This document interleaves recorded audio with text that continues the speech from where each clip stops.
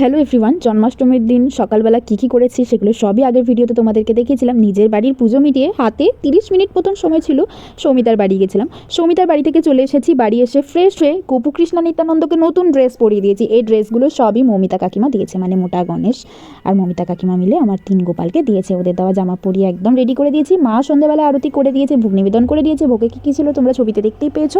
নিজের বাড়ির পুজো মিটিয়ে চলে গেছিলাম মোটা গণেশের বাড়িতে। আর এই দেখো এখানে 170 রকমের পদ আয়োজন করেছে ভাইয়েরা। আর এই যে এটা হচ্ছে তুফান, আমার এক বান্ধবীর ভাই। ওকে তুফানকে তোমরা আমার আগের ভিডিওতেও হয়তো দেখেছো। খুব সুন্দর পুজো করে আর পৌরোহিত্যটা খুব সুন্দর শিখেছে।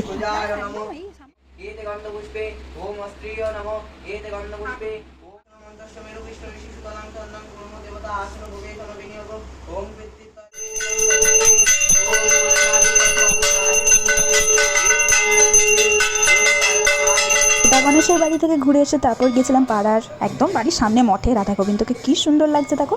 মঠ থেকে বেরিয়ে গিয়েছিলাম লক্ষ্মীনারায়ণজির বাড়িতে। খুব সুন্দর এখানে পুজো হচ্ছে। অন্যান্য সময় লক্ষ্মীনারায়ণজির বাড়ি একদম ফাঁকাই থাকে, উৎসবের সময় মানুষজনের একটু ভিড় হয়, আনাগোনা হয়, তখন খুব ভালো লাগে। আর এই গোপালটাকে আমার কি কিউট লাগে, কি সুন্দর ব্যালেন্স করে লুচি আর ফুলুরিটা ধরে রয়েছে দেখো। তারপর চলে গেছিলাম রচনার বাড়িতে। রাধা গোবিন্দকে দর্শন করে নাও, গোপালজিকে দর্শন করে নাও। এটা হচ্ছে রচনার পোষা মিয়াও, ওর নাম লালিনা, কি নাম বললো কি জানি, খুব কিউট দেখতে, কি খাচ্ছিল ভগবান জানে। তারপর আমাদের সবাইকে প্রসাদ দিয়ে দিয়েছিল। এই প্রসাদ নিয়ে তো কারাকারি শুরু হয়ে গেছিলো বন্ধু বান্ধবদের সাথে। আর রচনাকে দেখে নাও কি মিষ্টি লাগছে দেখো ওকে।